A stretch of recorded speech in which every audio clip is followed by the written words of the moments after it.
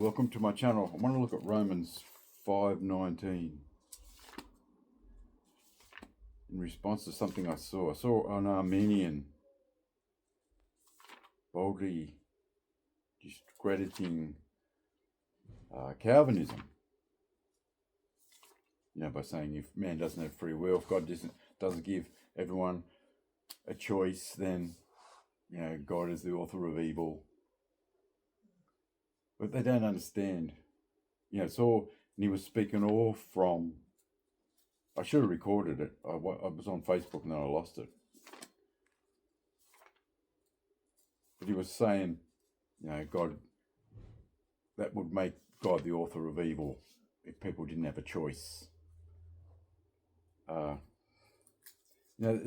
Speaking from human reasoning alone, Arminians always use this argument.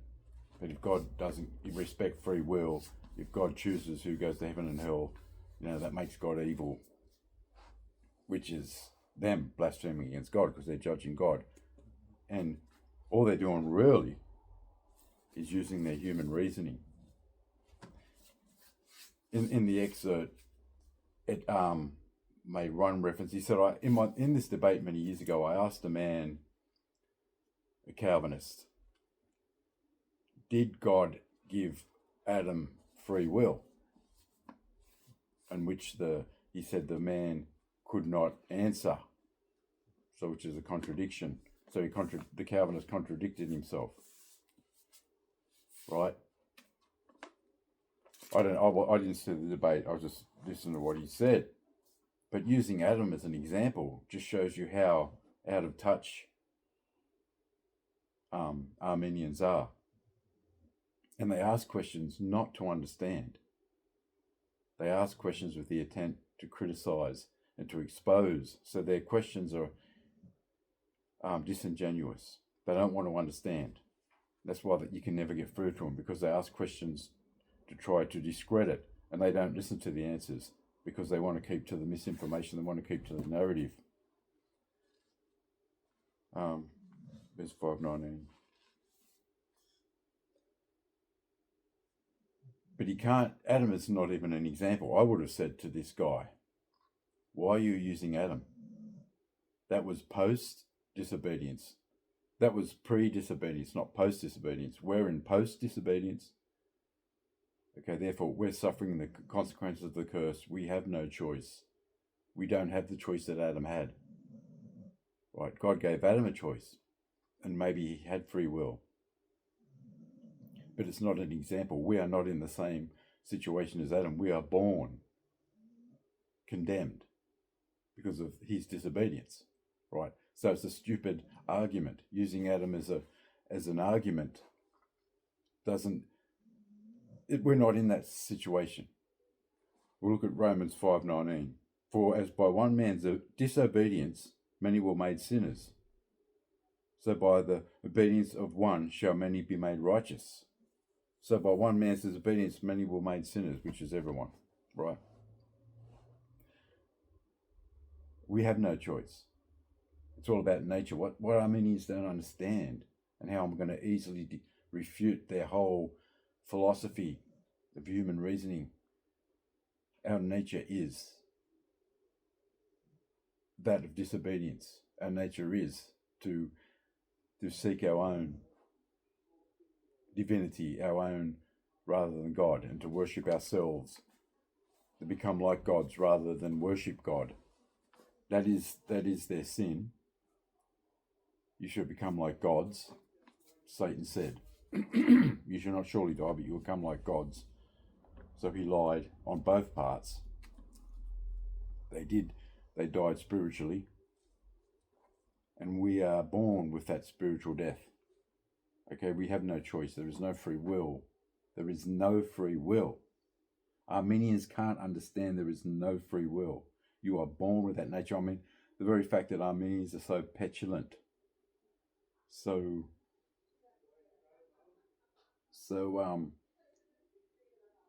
they're unable to comprehend. They're unable. Their whole nature goes against them. Is what's blocking them from understanding. Right. But I'll destroy the argument about free will in 5 seconds. It says, through one man's obedience shall many be made righteous. So are you saying that Jesus could sin? Are you saying that God gave Jesus a choice? If he doesn't give Jesus a choice, if Jesus can't sin, then it doesn't mean anything. You know, the whole argument, if they're saying that we who are made sinners through one man's disobedience, if you can say that we can be good, we have a choice, we can be good, or God can't give us a choice, or you know, it means nothing, then you must say that Jesus was capable of sinning, right? But that's not how it works. Jesus' nature was that he could not sin, right? He was obedient. Jesus was obedient because he could not sin. That was his nature. Our nature is we can only sin. Jesus' nature was that he could not sin. It's not about free will. It's not about choice. It's about nature, right? It's about our nature. Our nature, you're either the slave of the disobedience, right? Or you're the slave of obedience. Jesus was a slave of obedience because there was no sin in him. He had no sinful nature. He wasn't born under that curse, right? And he was God, and God cannot sin. So if you say Jesus could sin, you're saying God can sin. And people will argue, well, it doesn't matter then. But if Jesus couldn't sin, then his choices were meaningless. He was just a robot. No, that was his nature. He's got a robot. When you say God cannot sin, Jesus was God. And only he was obedient because that was his nature. And our nature is fallen. His wasn't fallen. Okay, Adam was pre-fallen nature. You can't use his choice as an example. Right? But do you understand? So Jesus, it's about nature, and we've got to recognize our fallen nature, and only Jesus was obedient because he was God. And it was because of his nature. When Satan tempted him, there was nothing in Jesus to be tempted. There was nothing in his flesh. He wasn't tempted by desire to become like God. He was God. So so there was no temptation there. But he was not tempted to serve Satan as Adam and Eve was. That was what it was all about. We are born in Satan's kingdom under his rule. And we are slaves until Jesus frees us. And he only can because his nature wasn't fallen.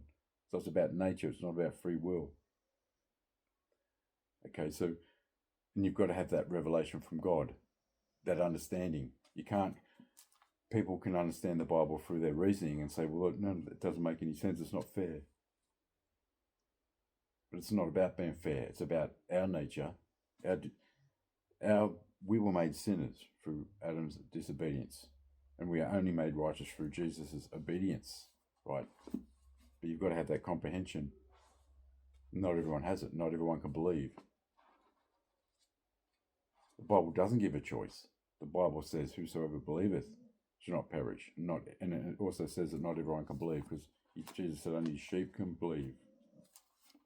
But secondly, if you say Adam had a choice, well, did he? Well, why didn't they choose to do the right thing? If Adam and Eve could choose, why did both only choose to do the wrong thing? So even where's their free will? They both chose to do what was wrong. There's no example of them, Eve didn't choose what was wrong and then Adam choose what was right. That would show that there's free will, that there was a difference. So why didn't they choose to do what was right if they could? So there's that. So even Adam and Eve couldn't choose to do what was right because they didn't. They didn't choose it, so they couldn't. But we don't have that choice. We don't have that freedom. It's not free will. It's got nothing to do with free will. You can't use Adam, the choice that our first parents made, as an example of God giving all us a choice. We don't have a choice. We're born. We're made sinners. And not everyone can believe. That's just the way it is. It's got nothing to do with what's being fair. If God was fair, he would send everyone to hell. But out of his mercy, he has chosen some not to. Okay? And they are the ones who believe in Jesus. Jesus said, all that the Father giveth me shall come to me. Right? So it's only the ones that the Father gives come to him. End of story. The Arminians start from human reasoning, and they're stuck in human reasoning. And that very human reasoning shows that they have no free will, that they can't even understand, and that they don't want to understand. And that's the thing, nature. They don't want to understand. Arminians ask questions against the doctrines of grace or the 5 points of Calvinism or tulip. They ask questions because they want to discredit it. They don't want to understand. So how can you have free will when you don't want to understand? It's the same as the man-made sinners. They don't want to stop sinning. Okay, so they ask questions. They discredit the Bible because they want to keep sinning. How is that free will?